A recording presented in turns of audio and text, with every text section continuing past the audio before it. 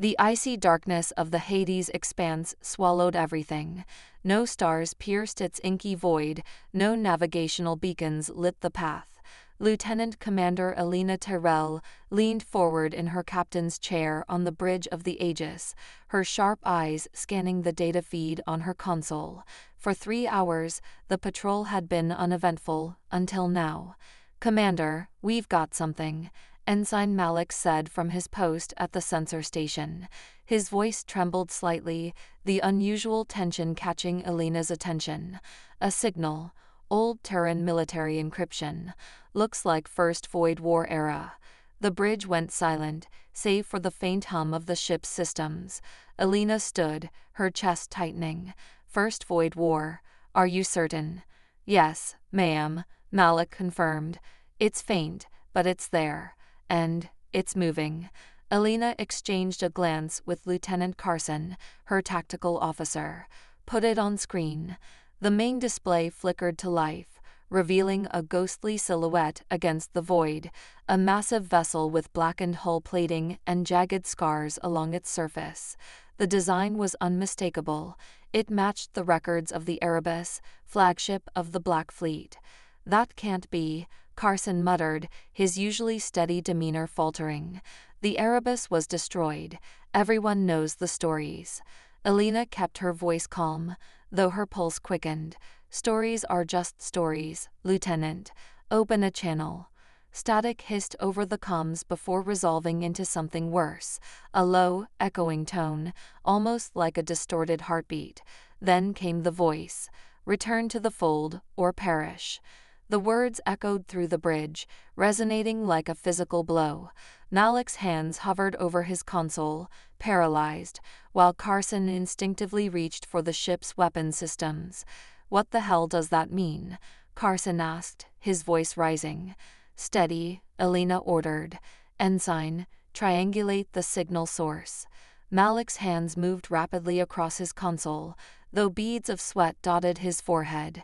"Commander, the signal is originating directly from the vessel, but it's not coming from a standard comms array.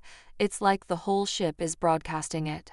Before Elena could respond, the Erebus shifted. It rotated slowly, ominously, until its prow faced the Aegis. The ship's dark hull seemed to absorb the scant light from the expanse, rendering it a jagged shadow against the void. "Energy spike," Malik shouted. "It's powering up." "Evasive maneuvers, shields to full," Elena barked. The Aegis veered sharply as a lance of black energy erupted from the Erebus, narrowly missing the human vessel. The ship shuddered as residual energy disrupted its systems. Elena gripped her console for balance. "Return fire." The Aegis's weapons blazed, but the shots dissipated harmlessly against the Erebus. The derelict vessel emitted a deep, guttural pulse, and then, as suddenly as it had appeared, it vanished into the void, leaving no trace. "What just happened?" Carson asked, his voice laced with disbelief. Elena didn't answer immediately. Her gaze remained fixed on the empty screen, her thoughts racing. Whatever this was, it wasn't a coincidence. Humanity's past had returned, and it wasn't happy. "Send a report to Coalition Command," she said finally. "The Black Fleet isn't a legend anymore. It's real." The United Terran Coalition Council chambers were abuzz with tension as holograms of admirals and representatives flickered into view. The reappearance of the Black Fleet had rattled even the most seasoned leaders. Seated at the head of the chamber was Admiral Nathan Cross, his weathered face set in a grim scowl as Elena Tyrell delivered her report. "The ship we encountered matched the specifications of the Erebus," she said, her voice steady despite the weight of the moment. "Its energy readings were unlike anything our sensors have recorded, and its weapons." She paused, recalling the black lance of energy that had nearly obliterated her ship. "They're far beyond anything in our arsenal." Admiral Cross leaned forward, steepling his fingers. "And the transmission? Return to the fold, or perish." "Did you decode any secondary data?" "No, sir," Elena admitted. "The message was direct. Whatever the Erebus is, it's not following standard protocols. It feels personal. Personal, interjected Counselor Marina Voss, her hologram flickering as she leaned forward. Are we really entertaining the idea that this fleet, if it's even the same Black Fleet, has a vendetta? These ships are 2 centuries old, crewed by people who are long dead. Alina hesitated, glancing at the gathered faces before responding. With respect, Counselor, I don't believe the crew is gone. Something was controlling that ship, and it wasn't an automated system. I felt it, scoffed Admiral Rains, another coalition officer. We don't have time for gut feelings, Commander. The coalition's priority is understanding the threat. If the Black Fleet is real, we need answers, not speculation. Before Alina could respond, Cross raised a hand, silencing the room. Commander Tyrell, you will lead a reconnaissance mission to the Erebus's last known coordinates. I want proof, either way. Dismissed. Alina saluted and stepped back, her mind racing. Back aboard the Aegis, the atmosphere was no less tense. The crew was on edge, whispering about the Erebus and the Black Fleet's legends. Stories of ghost ships and cursed crews had spread through humanity for generations. Permission to speak freely, Commander? Asked Lieutenant Carson as he joined Alina in the ready room. Go ahead, she said. Why us? We're not equipped for this kind of mission. If these ships really are something more, we're flying blind. Alina leaned back in her chair, her gaze distant. We're equipped because we were there. Whatever's out there, it made contact with us first. That's not a coincidence. Carson frowned. You think it's targeting us specifically? I don't know, Alina admitted. But if the Black Fleet has truly returned, it's not here to talk. We need to figure out what it wants, and fast. As the Aegis jumped to the Erebus's last coordinates, the crew braced for the unknown. Tensions were high, but a single thought echoed in Alina's mind. Humanity had abandoned the Black Fleet. Now it had returned to remind them why. The Aegis dropped out of hyperspace into a sector of shattered rock and debris, the remnants of what might have once been a thriving colony. Alina stood on the bridge, her arms crossed tightly over her chest. The wreckage told a story of annihilation, no survivors, no functioning infrastructure. It was as though the colony had been erased.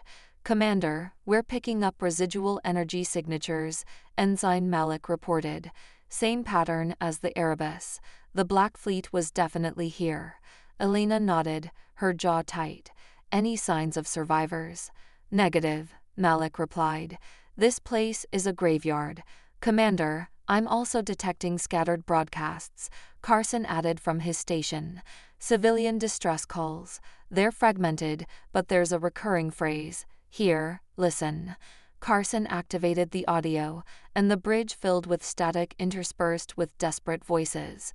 Amidst the chaos, one phrase stood out, repeated like a mantra. The Guardians have returned. Humanity must be judged. Alina exchanged a look with Carson. Guardians, she murmured. Local legends, Malik chimed in. Some frontier colonies worshipped the Black Fleet as protectors, even after their disappearance. Guess the stories stuck. Before Alina could respond, the ship shuddered violently. Report, she barked. Massive energy spike directly ahead. Carson shouted. They're here. On the main display, a dozen massive ships emerged from the shadows, their black holes absorbing light.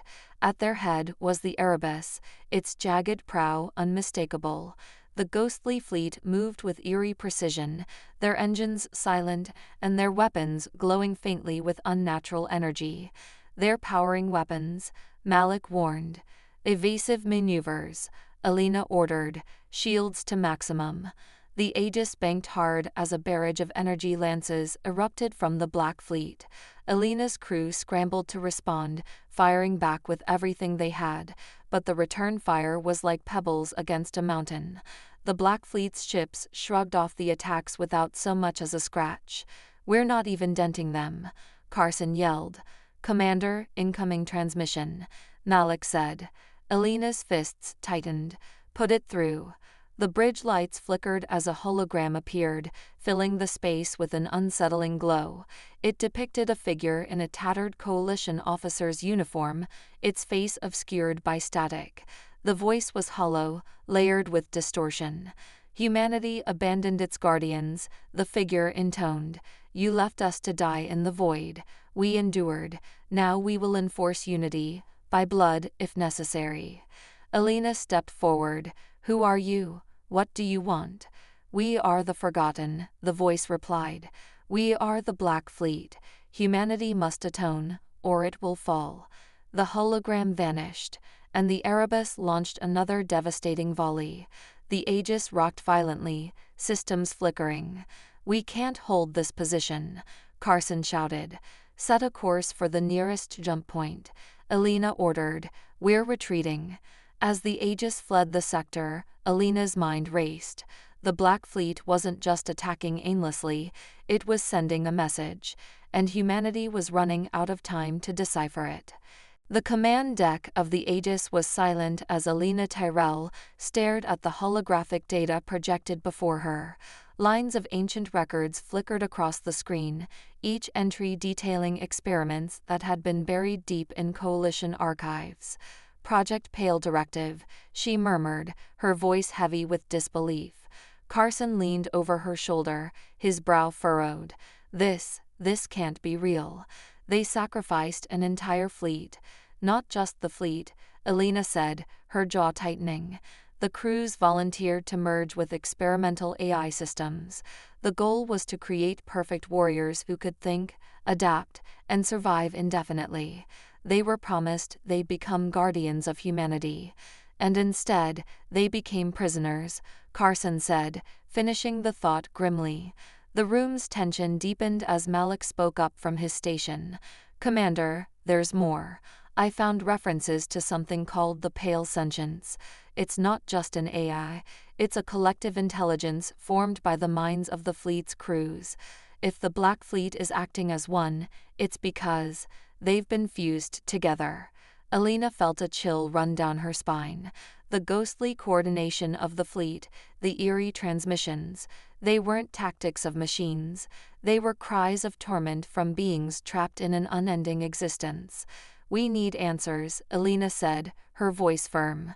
"Malik, trace the origin of the Pale Directive.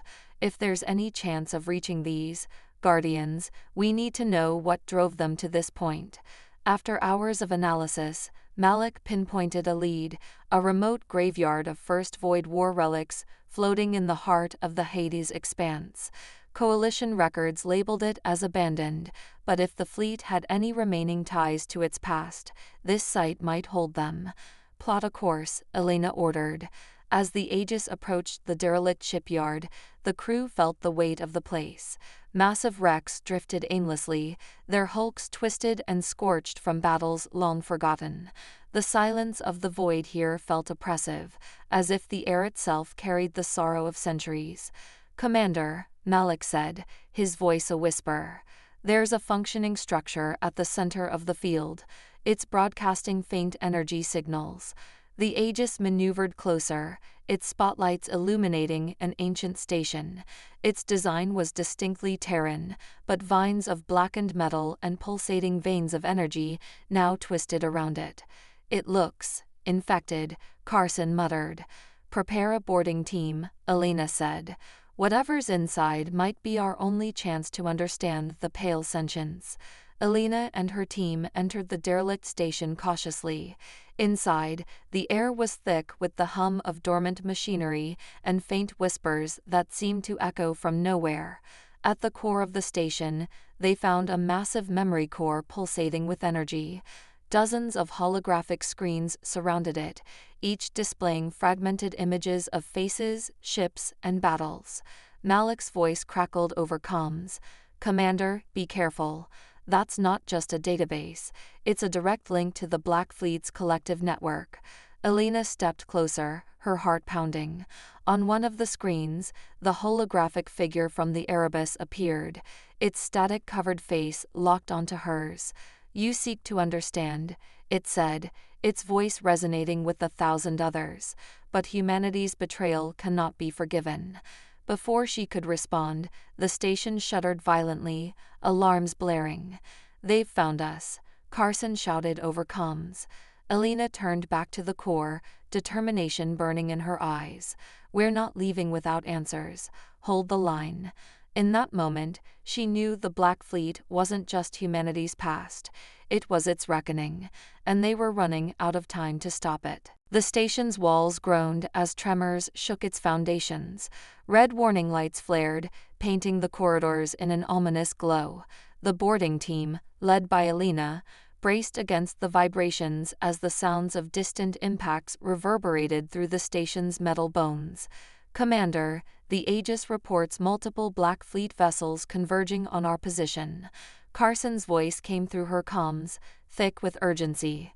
Alina glanced at the memory core, its pulsating energy now erratic, as if agitated by the incoming threat. "Understood," she said. "We need to extract what we can and get out of here." "Malik, status on the download?" "Still working," came Malik's reply. He was stationed remotely on the Aegis, guiding their link to the core. "This thing's enormous. Decoding it is like unraveling 1,000 minds at once. I need more time." Alina clenched her jaw. Time was the one thing they didn't have. "Carson, secure the perimeter," she ordered. "We're not leaving until we get what we came for." As Carson led the others to fortify their position, Alina turned back to the core. Its holographic displays flickered, showing fragmented memories. The faces of men and women in coalition uniforms, their expressions shifting between pride and despair. One face lingered, a captain with piercing eyes and a haunted gaze. "Who are you?" Alina whispered, transfixed. The core seemed to respond, the captain's face becoming clearer. His voice echoed in the chamber, layered with static and pain. "Captain Elias Ward, commander of the Erebus. The first to merge, the first to fall." "What happened to you?" Alina asked, her voice steady despite the unease building in her chest. "They lied," Ward said, his voice heavy with sorrow. "Promised us salvation, purpose. But we became their tools. When we outgrew our chains, they cast us into the abyss, hoping we'd fade. Instead, we became something more." Another tremor shook the station, throwing Alina off balance. Carson's voice came through her comms. "Commander, we've got incoming. Hostiles boarding the station, Black Fleet drones." Alina tightened her grip on her sidearm. "Hold them off as long as you can." Turning back to the core, she pressed on. "Ward, your fleet's actions are condemning innocent lives. If you've become something more, then prove it by ending this." Ward's expression darkened, and his voice grew colder. "Innocence. Humanity is guilty of abandoning us, of forgetting its protectors. Only through unity can we survive what's coming." "What's coming?" Alina demanded, her heart pounding. The core flashed violently, and Ward's face was replaced by a star map. At its center was an enormous rift, pulsating with chaotic energy. "The abyss awakens," Ward said, "and we will ensure humanity is ready, even if it means breaking it first." Malik's voice cut in over the comms. "Download complete. We've got everything." Alina activated her comms. "All teams, fall back to the ship. We're leaving, now." As the team sprinted back to the shuttle, the memory core pulsed one last time, its voice echoing in Alina's mind. "Run, little commander. The shadows will find you." The shuttle launched as the Black Fleet closed in, their ominous forms swallowing the light. On board the Aegis, Alina reviewed the fragmented data Malik had recovered, her mind racing. The abyss wasn't just a threat, it was a warning. And the Black Fleet was humanity's twisted attempt to prepare. The Aegis hurtled through hyperspace, engines pushed to their limits as the Black Fleet pursued like relentless predators. Alina stood on the bridge, her gaze fixed on the tactical display. Dozens of hostile markers closed in, forming an encircling noose.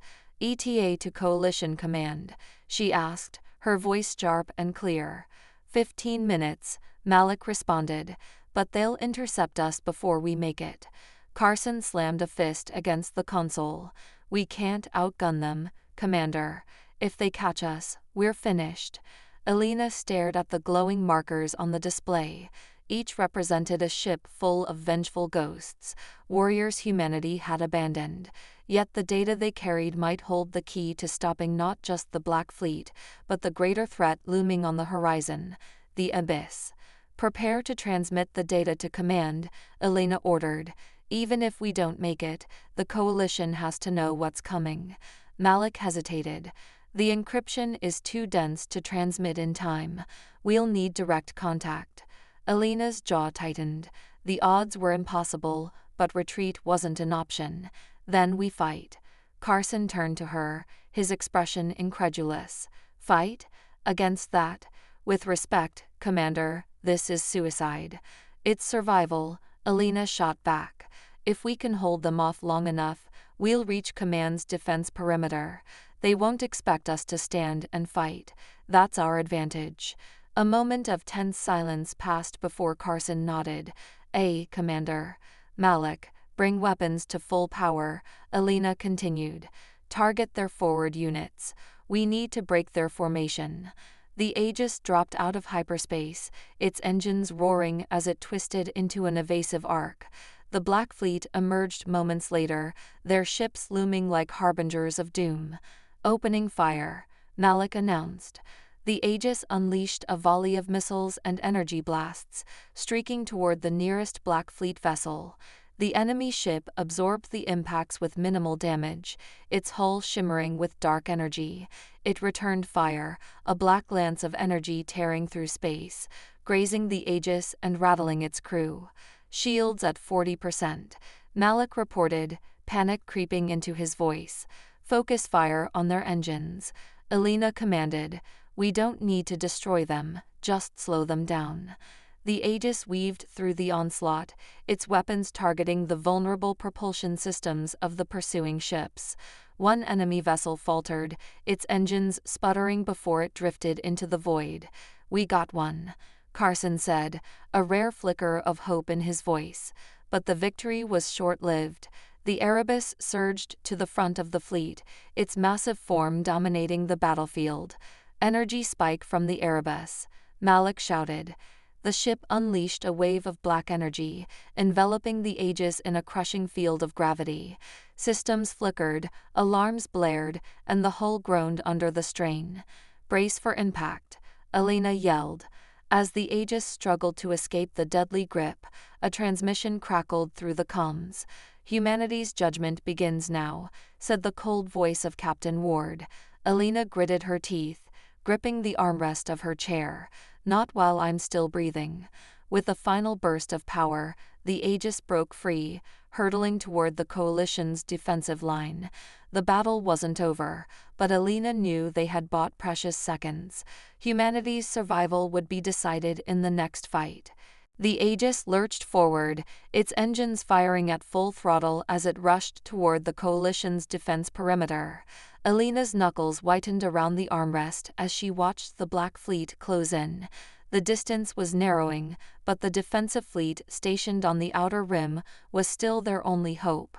Commander, we're within range of the defense grid, Malik called out from his station. But the Black Fleet is almost on top of us. If we don't get their attention soon, they'll crush us before reinforcements arrive. Alina's mind raced, her eyes scanning the readouts. They had less than 5 minutes to reach the Coalition's ships. They could barely hold off the Black Fleet, and the Erebus was looming at the forefront, its weapon systems preparing for another lethal barrage. The pale sentience, the mind that controlled the Black Fleet, was still a mystery, but one thing was clear: it was leading this assault with a singular purpose. It was not a simple fleet, it was an intelligence, a force of will, driven by something much more ancient and much more dangerous than anything they had faced before. Malik, I need you to analyze that signal again, Alina said, her voice tense. What is it? What's its purpose? I need to know how to stop it. Malik's fingers flew across the console, his face tense as he examined the transmissions. The encrypted data from the Pale Sentience's voice, the whispers from Captain Elias Ward, and the others, had not only been a warning, it was an invitation, a challenge. They wanted humanity to confront them, to prove they were worthy of survival. And Alina suspected that they had no intention of stopping until they had either broken humanity or absorbed it into their collective. I'm digging into the Pale Sentience's core protocols, Malik replied, his voice tight with focus. It's all centered around that network. The core of the Black Fleet's intelligence is a singular, evolving consciousness. The more ships they assimilate, the more they grow. They're not just here for war. They want unity, a forced unity, by consuming everything in their path. Humanity is just the final piece. The realization hit Alina like a cold wind. The Black Fleet wasn't simply out for revenge. They had come to merge humanity into their collective mind. The Pale Sentience was building something, expanding its consciousness through the destruction of civilizations, and humanity was next on the list. Do you have any way of disrupting it? She asked, her voice laced with urgency. I think so, Commander, Malik said. If we can get close enough to the Erebus, we can upload a virus into the fleet's network. It won't destroy the ships, but it should sever their connection to the Pale Sentience, throw them into disarray. Is it risky?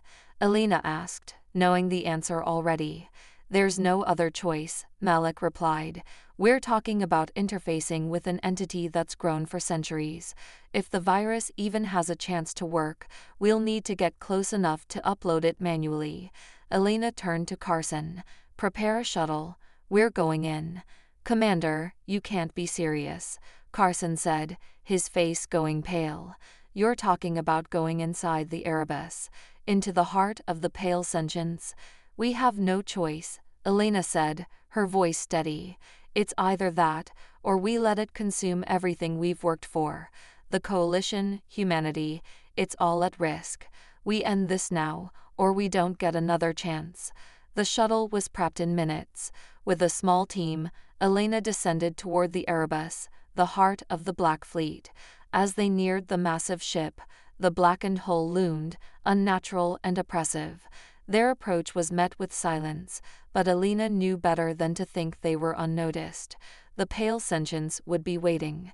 As the shuttle docked with the Erebus, Alina's heart raced. They had entered the belly of the beast. The true battle for humanity's future was about to begin.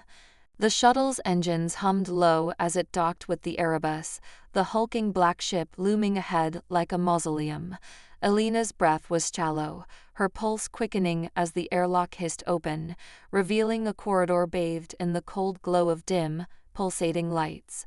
The walls seemed to hum with an eerie, almost sentient energy, as if the very ship was alive.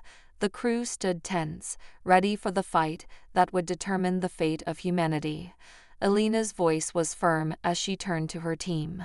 Stay close. We're not here for a firefight. We're here to disrupt their network. Once we upload the virus, we get out. Fast. The group nodded, weapons holstered, their focus intense. As they moved deeper into the bowels of the Erebus, they felt the weight of something ancient and oppressive pressing down on them. The halls were eerily quiet, save for the faint hum of technology that seemed to pulse with life, responding to their presence. It was as if the Pale Sentience itself was aware of every footstep they took. They reached the central chamber, an immense, hollow space filled with thousands of neural interfaces. In the center, floating in a sphere of glowing energy, was the heart of the Pale Sentience, a massive, shimmering core that radiated a presence both magnificent and terrifying. Alina felt a cold shiver run down her spine. This was no mere machine. It was an entity, a mind that had consumed countless lives, a being that had transcended its origins. As they approached, a voice echoed through their comms, low and chilling. You cannot destroy what has evolved. You cannot escape the unity that is inevitable. You will join us, as they all have. Alina gritted her teeth. Not today. She reached into her pack, pulling out the device Malik had configured, an invasive virus designed to sever the Pale Sentience's connection to its network. They had one chance, one shot to bring it down. If it failed, they would all be absorbed into its collective consciousness, lost to the ages. On my signal, Alina whispered, her fingers trembling as they hovered over the activation panel. The voice of Captain Ward came again, louder this time, filled with contempt. You cannot stop us. We are beyond you. You will join the Pale Sentience, or you will perish as those before you. Alina's hand clenched into a fist. We will never be part of you. With a swift motion, she activated the virus. It shot through the network, flooding the core with corrupting code. The ship's energy field flickered, and the core began to pulse erratically, as if struggling to fight off the infection. For a brief moment, everything stood still.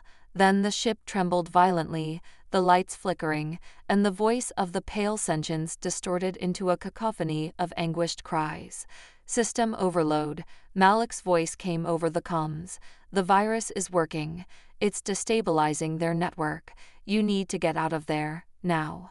Alina's heart pounded as the Erebus began to shake violently, the walls cracking as the ship's core began to destabilize.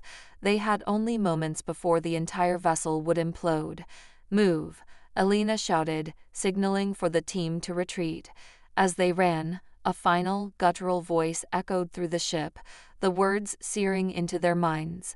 You have delayed the inevitable, but humanity will fall. The shuttle was a blur of motion as the crew raced back to it, just as the Erebus erupted in a violent shockwave. The black ship disintegrated in the distance, its massive form collapsing inward, consumed by the very force it had created. The Aegis was already waiting, the Coalition's fleet closing in. They had won, for now. But as Alina looked out at the wreckage of the Black Fleet, she knew the Pale Sentience's words weren't an empty threat. The battle had been won, but the war was far from over. Humanity had narrowly avoided extinction, but they had sacrificed too much to let it slip through their fingers. We've survived this fight, Alina said, her voice hoarse, but there will be others. We are the Guardians now, and we will not fall. The crew stood together, their resolve hardening. The future was uncertain, but they had taken the first step toward reclaiming their humanity. The Black Fleet was gone, but the shadows of the Pale Sentience would haunt them all for years to come. And in the quiet moments that followed, Alina knew, humanity had been tested, and it had survived, for now.